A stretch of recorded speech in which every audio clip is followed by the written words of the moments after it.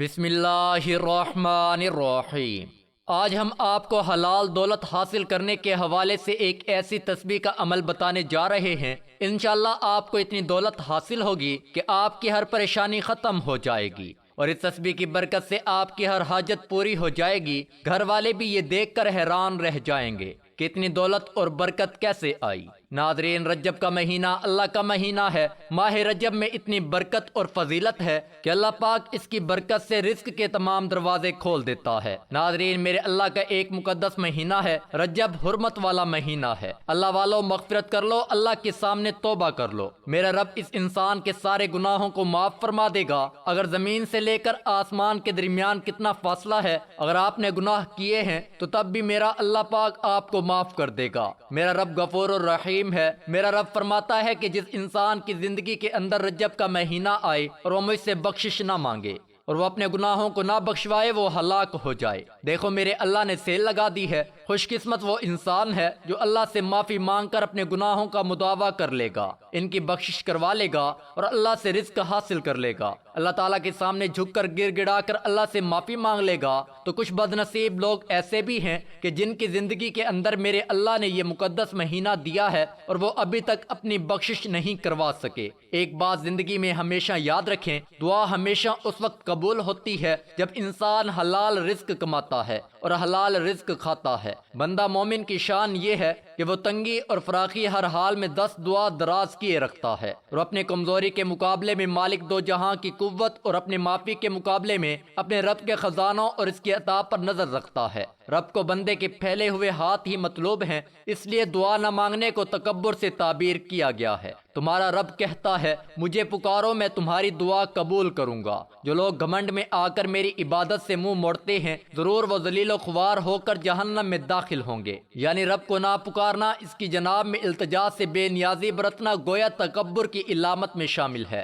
اسی طرح رسول اکرم صلی اللہ علیہ وسلم کا ارشاد منقول ہے کہ جو اللہ سے نہیں مانگتا، اللہ اس پر غضبناک ہو جاتا ہے۔ حضرت سلمان رضی اللہ تعالی عنہ سے روایت ہے، آپ صلی اللہ علیہ وسلم نے فرمایا کہ تمہارا رب حیا کا پیکر اور صاحب عزت اور تکریم ہے۔ اسے اس بات سے حیا آتی ہے کہ بندے کے اٹھے ہوئے ہاتھوں کو خالی ہاتھ لٹا دے۔ نہ صرف یہ کہ وہ خالی ہاتھ لٹاتے ہوئے شرماتا ہے، بلکہ وہ خود بلاتا ہے اور چاہتا ہے کہ ہم اس سے مانگیں اور صرف اسی کے آگے دستے سوال دراز کریں۔ وہ قرآن میں جگہ جگہ ہمیں پکارتا ہے کہ آؤ اپنے گناہوں کی معافی مانگو، مجھ سے استغفار طلب کرو، اور مخلوق کی شان بھی یہ ہے کہ خالق سے رجوع کرے، ہر حاجت اس سے طلب کرے، کھڑے بیٹھے اور لیٹے اسی کو پکارے۔ دعا کے ذریعے اللہ پاک سے تعلق پیدا ہوتا ہے۔ وہی عبادت کی اصل روح ہے جو ہر حاضر اور موجود سے بیزار کر کے اسی کے در سے وابستہ کر دیتا ہے۔ حضرت ابو ہریرہ رضی اللہ تعالی عنہ سے روایت ہے کہ نبی کریم صلی اللہ علیہ وسلم نے ارشاد فرمایا، جب تک کوئی بندہ کسی گناہ یا قطع رحمی کی دعا نہ کرے اور قبولیت کے معاملے میں جلد بازی نہ کرے،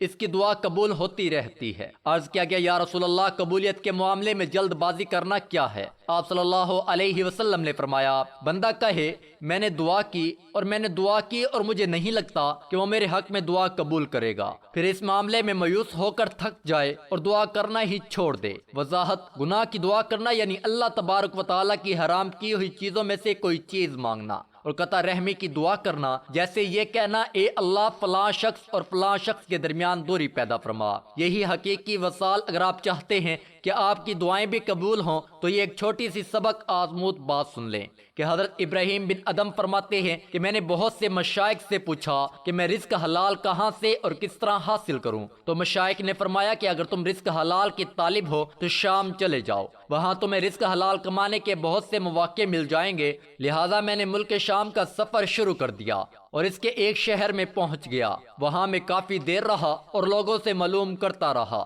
کہ میں کون سا کام کروں جس سے مجھے رزق حلال حاصل ہو جائے، لیکن کوئی بھی میری صحیح رہنمائی نہیں کر سکتا تھا۔ آخر کار کیا ہوا، میں نے وہاں کے ایک مشائخ کی خدمت میں اپنا مسئلہ پیش کیا تو انہوں نے فرمایا، اگر تم رزق حلال کے طالب ہو تو شہر ترسوس میں چلے جاؤ، وہاں تمہیں رزق حلال میسر ہو جائے گا۔ تو چنانچہ میں ترسوس شہر میں پہنچ گیا۔ میں وہاں رزق حلال کی تلاش میں گھومتا پھرتا رہا۔ ایک دن میں سمندر کے ساحل پر پہنچ گیا تو ایک شخص وہاں میرے پاس آیا اور کہنے لگا مجھے اپنے انگوروں کے باغ کے لیے دیکھ بھال کرنے والے انسان کی ضرورت ہے، کیا تم اجرت پر میرے باغ کی دیکھ بھال کر سکتے ہو؟ تو میں نے کہا جی ہاں میں تیار ہوں۔ وہ شخص مجھے اپنے باغ میں لے گیا جہاں میں نے خوب محنت اور لگن سے کام کیا۔ مجھے اس باغ میں کام کرتے ہوئے کافی دن گزر گئے۔ ایک دن باغ کا مالک اپنے چند دوستوں کے ساتھ باغ میں آیا اور مجھے کہنے لگا کہ ہمارے لیے بہترین قسم کے میٹھے انگور توڑ کر لاؤ۔ مالک کے حکم کی تکمیل کرتے ہوئے میں نے ٹوکری لی اور ایک بیل سے انگور توڑ کر ان کے سامنے رکھ دیے۔ جب باغ کے مالک نے انگور کا دانہ کھایا تو انگور کھٹا نکلا۔ اس نے مجھ سے کہا کہ تم پر افسوس ہے، تمہیں حیا نہیں آتی کہ تم اتنے دنوں سے اس باغ میں کام کر رہے ہو اور ابھی تک تمہیں کھٹے میٹھے انگوروں کی پہچان نہیں ہو سکی، حالانکہ تم یہاں سے انگور خوب کھاتے ہوں گے۔ تو وہ فرماتے ہیں کہ میں نے باغ کے مالک کو جواب دیا کہ اللہ کی قسم میں نے آج تک اس باغ کے انگوروں کا ایک دانہ نہیں چکھا، پھر مجھے کھٹے اور میٹھے انگوروں کی پہچان کس طرح ہو سکتی ہے؟ مجھے تو آپ نے صرف اس باغ کی دیکھ بھال کے لیے رکھا تھا، لہٰذا میں صرف اس باغ کی دیکھ بھال کرتا رہا اور اس باغ کے انگور کا ایک بھی دانہ نہیں کھایا۔ میری بات سن کر باغ کا مالک اپنے دوست سے مخاطب ہوا کہ تمہاری کیا رائے ہے؟ تم اس انسان کے بارے میں کیا کہتے ہو؟ کہ اس سے بھی عجیب بات ہو سکتی ہے کہ ایک شخص باغ کے کتنے عرصے تک دیکھ بھال کرے اور اپنا کام اتنی ایمانداری سے کرے کہ کبھی اس نے باغ سے ایک بھی دانہ نہ کھایا ہو۔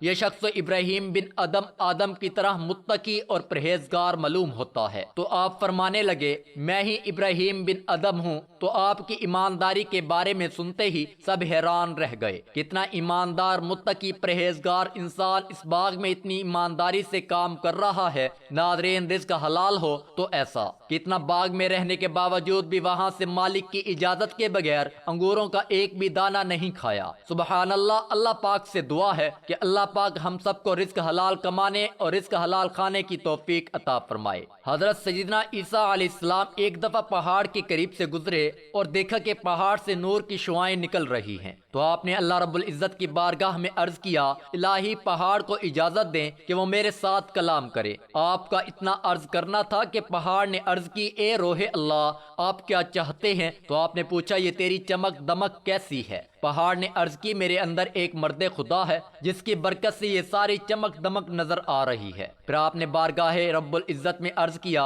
مولا اس مرد خدا کو میرے سامنے حاضر فرما۔ تو پہاڑ پھٹ گیا اور اس سے ایک حسین و جمیل بزرگ ظاہر ہوئے۔ اس بزرگ نے کہا میں حضرت سیدنا موسیٰ علیہ السلام کی قوم میں سے ہوں۔ میں نے اللہ رب العزت سے یہ دعا مانگی تھی کہ میری عمر اتنی دراز ہو کہ حضور صلی اللہ علیہ وسلم کا عہد مبارک پا سکوں تاکہ میں بھی ان کی امت میں داخل ہو جاؤں۔ تو اس وقت 600 سال سے میں اس پہاڑ میں مصروف عبادت ہوں۔ حضرت سیدنا عیسیٰ علیہ السلام نے عرض کیا الہی کیا روئے زمین پر تیرے نزدیک اس شخص سے بھی بڑھ کر کوئی بزرگ ہے؟ تو اللہ رب العزت نے فرمایا اے عیسیٰ امت محمدیہ کا کوئی فرد رجب کے مہینے میں ایک دن روزہ رکھے گا تو میرے نزدیک اس شخص سے بھی زیادہ بزرگ ہوگا۔ حدیث شریف کے مطابق رجب المرجب اللہ کا مہینہ ہے۔ یہی وجہ ہے کہ اللہ جل جلالہ نے اپنے محبوب سید المرسلین صلی اللہ علیہ وسلم کو اپنے حسن الوحیت اور ربوبیت کے جلوہ گاہوں میں 27 رجب کی شب بلا کر معراج شریف سے مشرف فرمایا۔ 27ویں شب میں آقائے دو جہاں علیہ الصلوۃ والسلام حضرت ام ہانی رضی اللہ تعالی عنہا کے مکان واقعہ بیت اللہ شریف کی دیواروں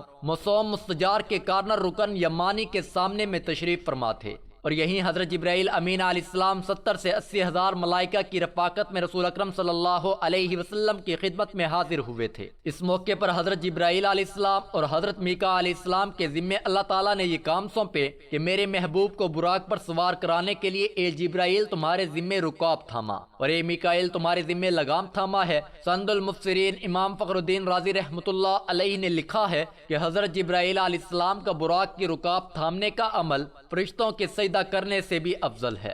عمل کی طرف بڑھتے ہوئے آپ کو بتاتے چلیں کہ یہ تسبیح آپ نے آج کے دن پڑھنی ہے۔ جو آپ کو بتانے جا رہا ہوں آج کے دن آپ نے یہ تسبیح پڑھنا شروع کر دینی ہے۔ جو لوگ اپنی قسمت پر روتے ہیں، اپنے مقدر پر روتے ہیں کہ ہمارے پاس پیسہ نہیں، دولت نہیں، رزق نہیں، تو وہ لوگ یہ عمل لازمی کر لیں۔ اگر یہ عمل نہ کیا تو ساری زندگی اپنی قسمت پر روتے رہیں گے، پھر نہ کہنا کہ ہمیں بتایا نہیں۔ اس لیے آپ سے گزارش ہے کہ اللہ پاک کے 2 اسم مبارک ہیں، وہ کس طرح سے آپ لوگوں نے پڑھنے ہیں کہ دن میں یا رات میں، کسی بھی وقت جب آپ فارغ ہوں تو اللہ پاک کے 2 اسم مبارک اس طرح پڑھیں المالک لا الہ الا اللہ القادر، القادر، المالک سب کا بادشاہ، لا الہ الا اللہ القادر، ہر شے پر قدرت رکھنے والا۔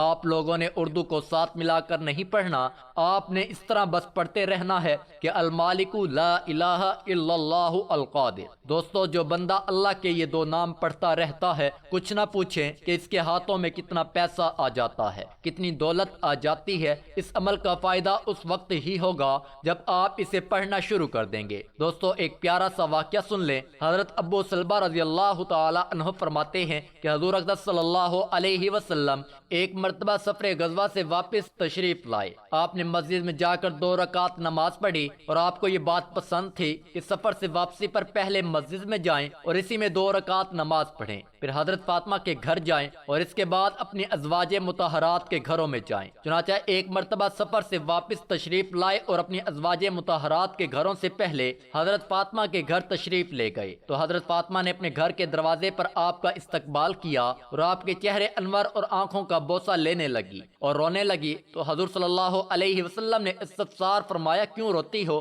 انہوں نے عرض کیا، یا رسول اللہ صلی اللہ علیہ وسلم، آپ کی حالت دیکھ کر رو رہی ہوں کہ آپ کا رنگ سفر کی مشقت کی وجہ سے بدل چکا ہے اور آپ کے کپڑے پرانے ہو گئے ہیں۔ یہ سن کر آپ نے فرمایا، اے فاطمہ مت رو، اللہ نے تمہارے باپ کو ایسا دین دے کر بھیجا ہے جس کو اللہ روئے زمین کے ہر پکے گھر میں اور ہر کچے گھر میں اور ہر اونی خیمہ میں ضرور داخل کریں گے۔ جو اسلام میں داخل ہوں گے وہ عزت پائیں گے اور جو داخل نہیں ہوں گے وہ ذلیل ہوں گے، اور دنیا کے جتنے حصے میں رات پہنچتی ہے اتنے حصے میں یہ دین بھی پہنچ کر رہے گا، یعنی ساری دنیا میں پہنچ کر رہے گا۔ ناظرین، آپ نے اس عمل کو کرنے کے بعد اللہ پاک سے آپ نے دعا کرنی ہے۔ اللہ پاک آپ کو جھولیاں بھر بھر کر عطا فرمائے گا۔ اللہ پاک کے آگے ہاتھ پھیلائیں، روئیں، التجائیں کریں، گڑ گڑائیں، اللہ پاک سے اپنے گناہوں کی معافی مانگیں۔ انشاءاللہ اللہ پاک آپ کی ضرور سنے گا۔ آپ قرض کی ادائیگی کے لیے اس عمل کو کریں اور پیسے کے لیے کریں یا پھر کسی بھی پریشانی کے لیے کریں،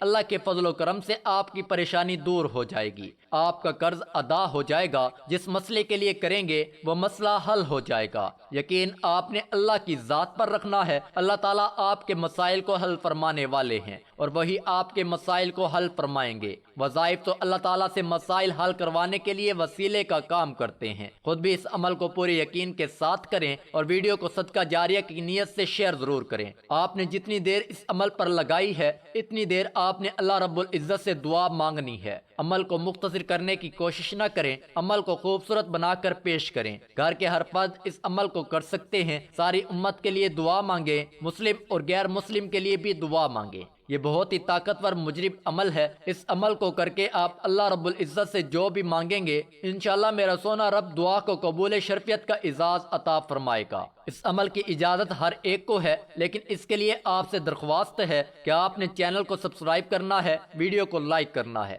اور پیارا سا کمنٹس آپ نے کر دینا ہے۔ آخر میں اللہ رب العزت سے دعا ہے کہ اللہ رب العزت مجھ سمیت تمام ناظرین کو اس پر عمل کرنے کی توفیق عطا فرمائے اور ہم سب کو اپنا زیادہ سے زیادہ ذکر کرنے کی توفیق عطا فرمائے، بالخصوص 5 گانا نماز ادا کرنے کی توفیق عطا فرمائے، ہم سب کو صراط مستقیم پر چلنے کی توفیق عطا فرمائے۔ یا اللہ پاک ہم سب کی اور ہم سب کے والدین کی بخشش اور مغفرت فرما۔ آج کے دن تک جتنے مسلمان مرد، عورتیں، بوڑھے، بچے اس دنیا سے چلے گئے ہیں سب کی بخشش عطا فرما۔ ہم میں سے جو بہن بھائی بیمار ہیں ان کو صحت کاملہ عطا فرما۔ جو کوئی جس بھی مشکل میں مبتلا ہے یا اللہ پاک اس کی مشکل کو آسان فرما۔ بالخصوص جن بھائیوں نے کمنٹ میں دعا کے لیے کہا ہے، مولا سے التجا ہے تو سب کی آج سے اچھی طرح واقف ہے، سب کی پریشانیوں سے اچھی طرح واقف ہے۔ مولا جو کوئی جس میں مشکل میں مبتلا ہے، جس بھی پریشانی میں مبتلا ہے، ان سب کی مشکلات پریشانیوں کو حل فرما، اور جو بے اولاد ہیں ان کو اولاد نرینہ عطا فرما، اور جو بے روزگار ہیں ان کو روزگار عطا فرما۔